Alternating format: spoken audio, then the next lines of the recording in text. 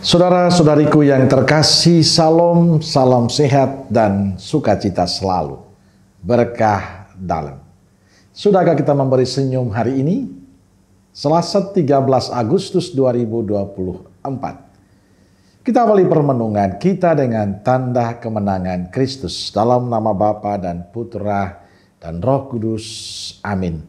Permenungan kita diambil dari Injil Matius bab 18 ayat 1-5. Lanjutkan 10 dan 12 sampai 14.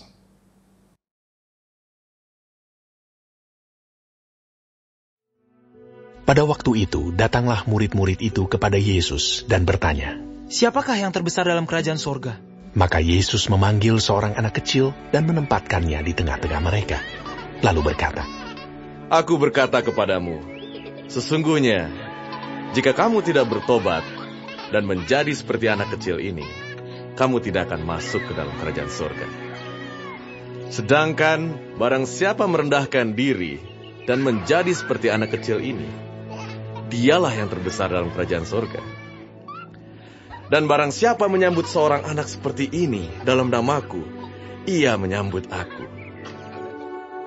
Ingatlah, jangan menganggap rendah seorang dari anak-anak kecil ini. Karena aku berkata kepadamu, ada malaikat mereka di sorga yang selalu memandang wajah Bapakku yang di sorga. Bagaimana pendapatmu? Jika seorang mempunyai 100 ekor domba dan seekor di antaranya sesat, tidakkah ia akan meninggalkan yang 99 ekor di pegunungan dan pergi mencari yang sesat itu? Dan aku berkata kepadamu, sesungguhnya jika ia berhasil menemukannya, lebih besar kegembiraannya atas yang seekor itu daripada atas yang ke-99 ekor yang tidak sesat. Demikian juga Bapamu yang di sorga tidak menghendaki supaya seorang pun dari anak-anak ini hilang." Saudaraku yang terkasih, Injil hari ini bicara tentang dua hal. Pertama, pertanyaan para murid soal siapakah yang terbesar dalam kerajaan surga. Dan Yesus memberikan jawaban dengan memanggil seorang anak kecil dan menempatkan di tengah-tengah mereka. Lalu berkata, "Aku berkata kepadamu, sungguh, jika kalian tidak bertobat dan menjadi seperti anak kecil ini, kalian tidak akan masuk dalam kerajaan surga." Poin penting yang mau disampaikan Yesus pada bagian pertama ini adalah soal pertobatan.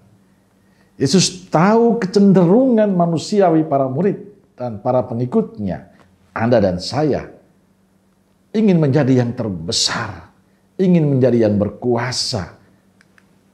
Maka yang dijawab Yesus adalah pertobatan. Sebab untuk bisa masuk surga perlu pertobatan. Menjadi seperti anak kecil. Sifat anak kecil itu polos, jujur, tulus. Selalu bergantung pada orang tuanya. Itu yang diharapkan Yesus pada para muridnya. Bila mereka ingin masuk dalam kerajaan surga, perlu pertobatan. Menjadi pribadi yang selalu bergantung pada Allah. Menjadi pribadi yang tulus, setia dan rendah hati. Inilah yang perlu kita perjuangkan sebagai murid Tuhan. Bahwa kita juga perlu menghidupi semangat itu. Selalu menggantungkan diri kita pada Tuhan. Dan dalam pelayanan-pelayanan kita, tuluslah untuk melayani. Sukacitalah untuk melayani. Rendah hati untuk melayani. Poin kedua yang disampaikan oleh penginjil hari ini, bicara tentang seekor domba yang sesat. Pemiliknya mencari. Dia meninggalkan yang 99 ekor di pegunungan, lalu pergi mencari yang sesat itu. Ini adalah gambaran kemurahan Bapa di surga. Ia tidak menghendaki seorang pun dari anak-anak ini hilang. Karena itu dia terus mencari dan mencari serta menemukan.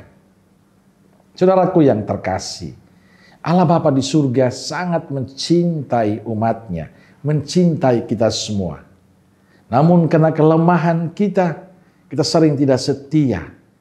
Kita tidak mampu mengalahkan keinginan kita.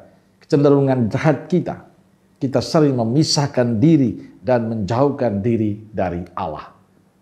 Walaupun demikian, Bapa di surga tetap mencari dan menemukan kita. Karena itu butuh keterbukaan hati, kerjasama dari kita untuk kembali kepada Bapa. Butuh pertobatan agar kita selalu bersama dengan Bapa.